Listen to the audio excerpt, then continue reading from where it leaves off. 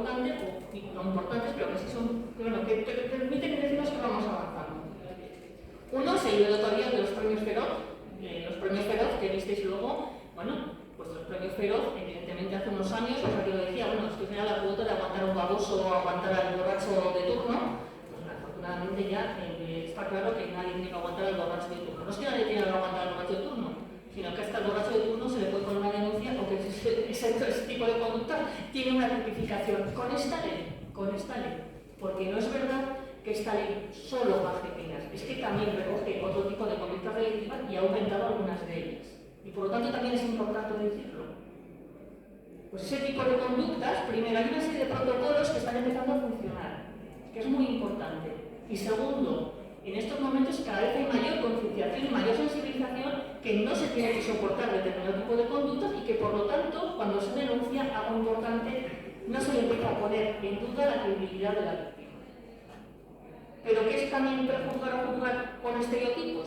Pues tenemos el caso, en el otro lado, el caso del futbolista Daniel Alves, que está en prisión preventiva ahora, y bueno, la prisión provisional, ya habéis escuchado todo lo que hemos escuchado, pero lo que quiero señalar cuando hablamos de esa importancia de no prejuzgar los estereotipos o de no jugar con estereotipos, la víctima se ha encargado, ha tenido que decir muy alto muchas veces que iba a renunciar a la indemnización a la que podría tener derecho. Evidentemente, eso es ya prejuzgar porque ella piensa, como piensa mucha parte de la sociedad, que efectivamente lo que tiene que ver es que si renuncia al dinero ya sabrán o posiblemente podrán pensar que efectivamente ha existido una agresión sexual. Pero si no, podría darse lugar a dudar en la víctima que esta lo que quiere es dinero. Eso es prejuzgar y eso es lo que quiere combatir con los estereotipos, es lo que quiere combatir un poco la ley. La ley no va de que no se vaya a garantizar la presunción de inocencia del Estado democrático y de derecho. Evidentemente, esta ley no menoscaba en ningún momento la presunción de inocencia de nada, como debe ser, si no sería una ley inconstitucional. No menoscaba. Pero también lo que no hace, y creemos que es importante, es intentar dudar o poner el foco de la duda respecto a cuando una víctima cuenta que ha sufrido una agresión sexual. Por lo tanto, la ley, como digo en esta parte, lo que hace referencia al tema de las penas y el tema a lo que tiene que ver como de dónde venimos, a dónde estamos, yo creo que es muy muy importante tener en cuenta, como digo, que es una ley que va encaminada primero a un elemento que desde luego el movimiento feminista lo llevamos defendiendo desde hace muchísimo tiempo y que también, hablando pues, se lee el convenio de Estambul y estamos viendo otro tipo de directivas, la necesidad de haber eliminado el abuso sexual con el tema de la agresión. Yo creo que aquí muchas de las que estáis aquí, que veo gente que conozco desde muchísimo tiempo, este es un debate que lo hemos tenido absolutamente clarísimo y en el movimiento feminista lo teníamos clarísimo que había que eliminar esa diferenciación. La del abuso sexual venía vinculado precisamente al tema del consentimiento y la agresión sexual. Y lo teníamos absolutamente claro porque sabíamos que estaba mal redactado y que daba lugar además a una sensación que el abuso sexual siempre parecía que era menos. Una agresión sexual es una agresión, luego tendrá los grados que pueda tener, pero una agresión es una agresión. El abuso venía vinculado directamente a este concepto del no consentimiento y la agresión sexual tenía que ver con una cosa que parecía que era mucho más importante. Yo hablo de muchísimos problemas a lo largo del tiempo, también la aplicación y la práctica jurídica, esa diferenciación, y por lo tanto lo primero que se hace es decir, es que no hay cosas menores y cosas más importantes. Todo es una agresión sexual, una agresión, y luego tiene grados, evidentemente. No es lo mismo que te vayan a tocar un pecho que evidentemente te pongan contra una pared y te puedan intentar una violación. Pero era importante que empezáramos, porque creíamos que seguimos defendiendo que efectivamente era importante eliminar esa diferenciación que es la que teníamos hasta ahora en el Código Penal. Y eso es uno de los grandes, yo creo que era uno de los grandes logros, porque ahora además lo que queremos es girar todo en torno al objetivo, la libertad sexual y en torno a nuestro consentimiento. Y por lo tanto, en estos momentos ya lo que hacemos es eliminar una de las figuras que hace esa figura que es la de la agresión sexual. Evidentemente, con una horquilla de penas, que es donde podríamos empezar a hablar ya amplia, sí, que igual no se midió bien cómo se podría aplicar, probablemente, y que puede dejar margen a la arbitrariedad o margen a la interpretación de los jueces. Pero es que esta misma ley, que quiero recordar para que veamos efectivamente cómo se pueden modificar los discursos según va interesando, es la misma ley, la misma, que tuvimos que aguantar al principio, esa de las visitas generales de vamos a tener que firmar un contrato para el consentimiento.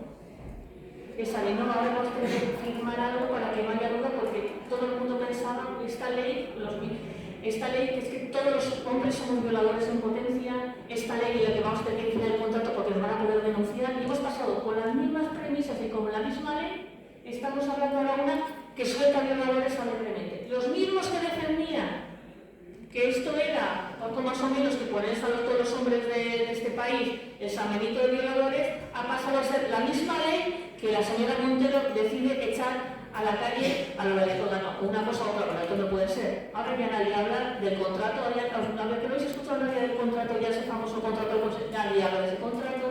Tampoco ahora no vamos a poder piropear a la gente por la calle, porque esta ley es una ley que además va quitando. Bueno, pues de ese debate hemos pasado al otro debate sin transición, porque la ley es la misma, no ha habido ningún tipo de modificación.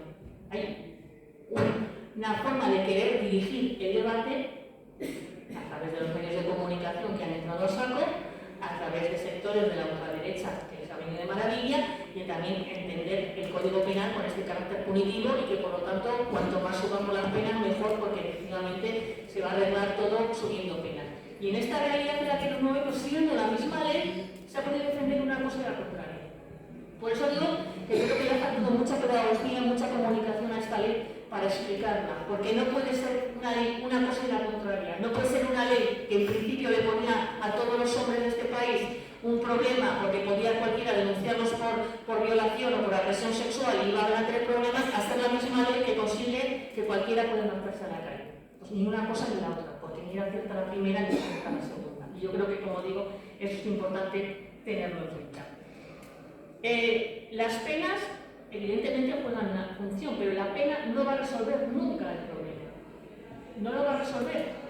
La pena tiene una función importante, pero es que en el derecho, en el caso de español y en el caso de los estados democráticos, un estado de derecho social y democrático, en el caso de la Constitución española, además, cuando estamos hablando de, hay una cosa que se llama el principio de intervención mínima del derecho penal, pero bueno, en ese caso también hemos tenido claro que las penas tienen que ser unas penas que son proporcionales y además la función del Código Penal y además tendría que ser la de la reinserción social y que por lo tanto no es solo el tema del castigo, sino que tiene que tener otro tipo de elementos fundamentales en las sociedades. Está demostrado que en las sociedades avanzadas más democráticamente, precisamente los niveles de delincuencia, etcétera, bajan, no precisamente porque tengan códigos penales muy punitivos, sino al revés, porque se ponen una serie de medios de intervención social fundamental para erradicar la violencia.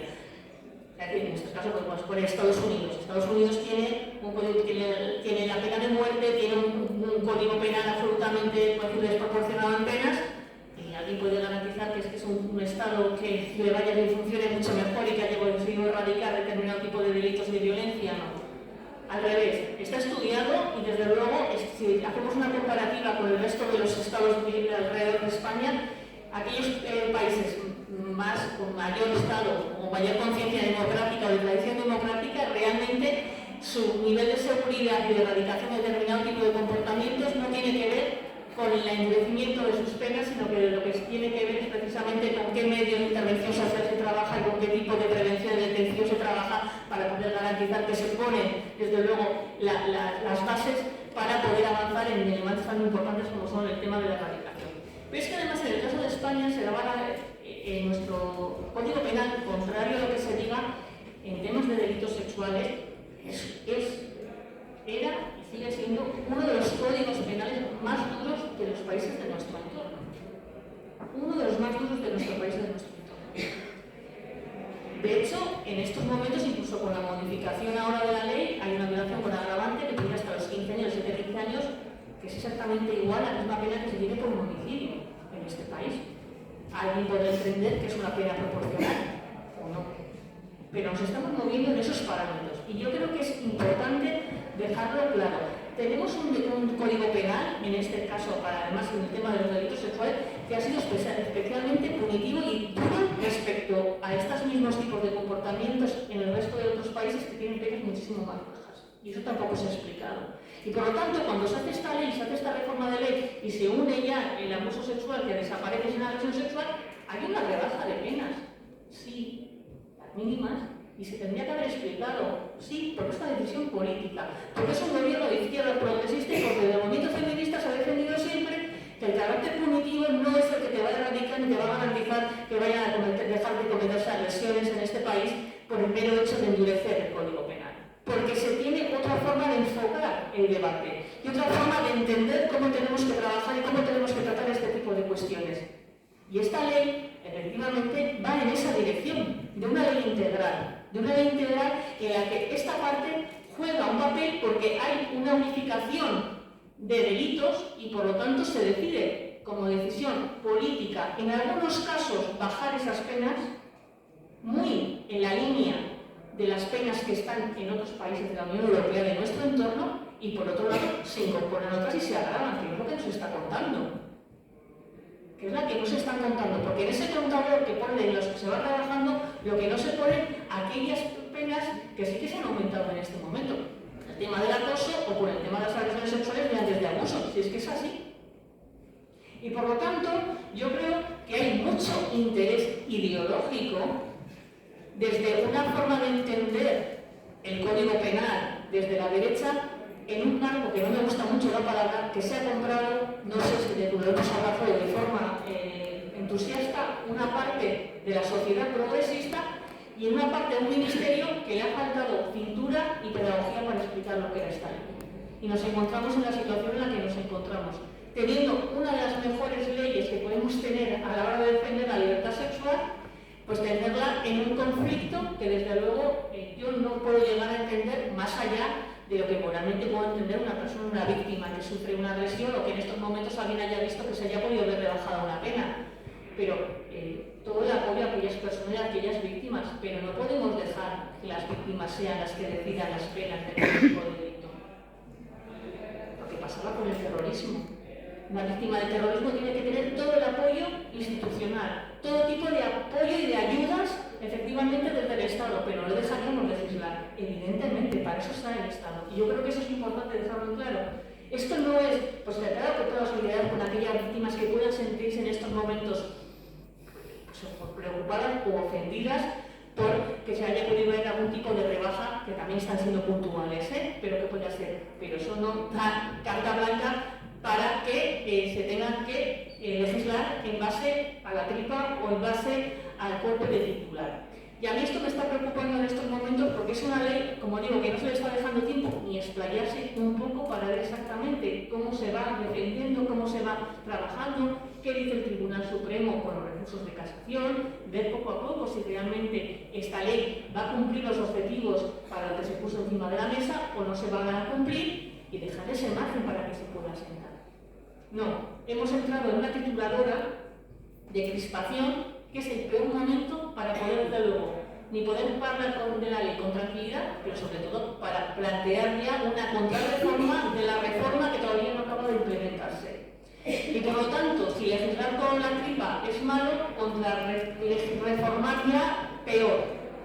Y nos encontramos, yo creo que en un momento de verdad que es bastante problemático y yo personalmente que no puedo llegar a acabar de entenderlo. Y lo digo de verdad. Porque cuando hemos estado defendiendo históricamente, cuando con el caso de la manada decíamos no es abuso, es agresión, es violación, ¿alguien estábamos hablando del endurecimiento de las penas? ¿O estábamos hablando que eso no era un abuso, sino que tenía que tener conceptualmente lo que era que había sido una agresión? Porque yo estuve en muchas de las concentraciones que hubo y creo que muchas de las personas que estuvimos aquí y teníamos claro de lo que estábamos hablando. Y no escuché allí que no nos parecieran 10 o 12 años ya poco mucha la pena, sino que efectivamente lo que había sufrido esa chica no había sido un abuso, sino que había sido una agresión. Y por lo tanto, sobre eso es lo que tenemos que conceptualmente legislar. Claro, era un caso absolutamente que vienen afortunadamente ya recogidos en el caso de la ley con el tema del consentimiento o no consentimiento. Es que la sumisión química que pasaba resulta que en ese caso, como la persona no podía absolutamente tener ningún tipo de capacidad de decisión, resultaba que en ese tipo de delitos estábamos hablando de un abuso, con lo cual era menor. Esto es una comparativa que no exactamente, pero esto como que le van a robar a usted y claro, usted está forcejeando mucho con el que le puso la pistola para poderle quitarle la cartera o no. Pues nada, es que no estábamos hablando de eso. Es el único caso que el caso de la no decisión de la mujer, porque incluso no tenía ni capacidad de poderlo hacerlo, en el caso de, pues exactamente, de la sumisión química o que no tienes capacidad de tu propia voluntad, resultaba que se te penaba con un abuso sexual. ¿Por qué? Porque el medio no era el objetivo del bien jurídico a proteger, no era el de la libertad sexual, sino se enfocaba más en el medio cómo se había obtenido, en ese caso se había hecho la agresión, si se había hecho con violencia, si se había hecho con intimidación o no se había hecho. Bueno, yo creo que estamos avanzando, yo creo que en eso no podemos retroceder, no se puede retroceder, porque estaremos retrocediendo ante nuestra propia capacidad para poder tomar decisiones sobre nuestro propio cuerpo y sobre cómo nos relacionamos, en este caso con la relación sexual respecto al otro. Claro, hay temas que a mí me preocupan, esa gente que Dios, es que, ¿y cómo vas a saber si hay un consentimiento? Bueno, pues no sé, igual que mirarte con quién tienes una relación sexual, si no sabes si hay un consentimiento positivo o no lo hay. Pero además, en Canadá hay una cosa que me encantó, el otro día lo estaba mirando, pero si tienes dudas, preguntas. Me parece estupendo, porque en este caso, el que calla no significa que otorgue. Y si tiene dudas alguien, que pregunte. Me parece que, pues mira, efectivamente, si alguien puede tener dudas, que no hay un consentimiento afirmativo y positivo y pueda dudar, preguntas. Por lo tanto, también da miedo en el aire entender que las relaciones se puedan entender en esa filo, en esa línea ahí duditativa en la que puede haber un consentimiento, ¿no? Bueno, lo que diferencia una relación sexual de una violencia sexual es que haya consentimiento, así se queda claro. Si digo es consentimiento, mi consentimiento será una relación sexual. Si no hay consentimiento, será una agresión sexual. Y a alguien le podrá parecer muy macarra esto, pero es que esto es una realidad. Es que nos tenemos que relacionar y tenemos capacidad para tomar decisiones y no estaremos como normalizando situaciones que no se pueden normalizar. O decir que nos venían en el pack, pues la del borracho baboso, ¿verdad? Que no mire en el pack a nadie. Y hemos ido avanzando históricamente. Y hemos ido avanzando porque hasta lo veníamos comentando con mi compañera Rosa en el coche, es que en los 90 los delitos no eran delitos de libertad, los delitos se llamaban delitos deshonestos. Ojo, ahora nos parece un escándalo, porque lo que se estaba juzgando era la honestidad. La honestidad, ahora sería escandaloso, en los 90 estábamos moviéndonos en eso, en la moral. Ahora hablamos ya de delitos de libertad sexual. Bueno, pues el siguiente paso ya, socialmente, que tendrá que darse también es que esa libertad sexual viene vinculada directamente al consentimiento afirmativo. Y ese es el debate que no debería ser mucho más debate, aunque lamentablemente, como digo, lo estemos teniendo en estos momentos. Con el tema de las penas y de lo que estamos escuchando y lo que estamos hablando, tengo la sensación que más que un código penal de lo que queremos hablar es un carácter de castigar y de venganza. Es decir, esto es desde la venganza. No, 7 no, 15, 12 no, 13. Bueno, si el código penal anterior lo hemos modificado, porque con ese código penal que parece ahora que era excepcional y que era maravilloso, es que hemos tenido serios problemas. Serios problemas. Con el ejemplo de la manada, que fue un punto de inflexión, que efectivamente, luego dice, hombre, alguno que decía, ya, pero el Tribunal Supremo le dieron la razón, ya, si pues la misma pasó por un calvario judicial, no tenemos por qué pasar por ese calvario judicial en diferentes instancias hasta que llegas a la conclusión a la que se tuvo que llegar, porque muchas se reintegran, es normal. Pero de estas horquillas que existen ahora y que efectivamente que son amplias, que por lo tanto permiten una interpretación amplia de la ley y que evidentemente los jueces la van a interpretar siempre, esta y cualquier otra ley, como consideren, con la anterior soporte. Desde el caso Arandina, de un tema de unos jugadores de fútbol, bueno, yo no conozco mayor diferencia de horquilla que en ese caso. La Audiencia Provincial de Burgos los condenó a los 3 a 38 años de cárcel. El Tribunal Superior de Justicia de Castilla y León absolvió a uno y a los otros dos los condenó a uno a 3 y a otro 4 años. 34 años de diferencia. Por lo tanto, me van a decir tema del margen amplio de horquilla a la hora de ampliar con el código penal anterior, no con este. Por lo tanto, como digo, yo creo que en este caso es verdad que siendo una decisión, y yo creo que política y consciente por parte del gobierno, de todo el gobierno, porque yo entiendo que esta ley antes de aprobarla la miraron y la vieron toda del gobierno, le dieron su obra y se ve, no hace falta que se bajan de 1,3, sí que se bajan en penas y otras se suben. Evidentemente hay que tener claro que la interpretación que se pueda hacer por parte de los jueces puede ser una interpretación válida toda ella. Igual que tiene razón la audiencia de Logroño, que ha decidido que no va a rebajar ningún tipo de pena, es exactamente igual de válida la audiencia de Madrid. Lo que creo que no se debería haber dicho es algo que nunca se puede garantizar. No se puede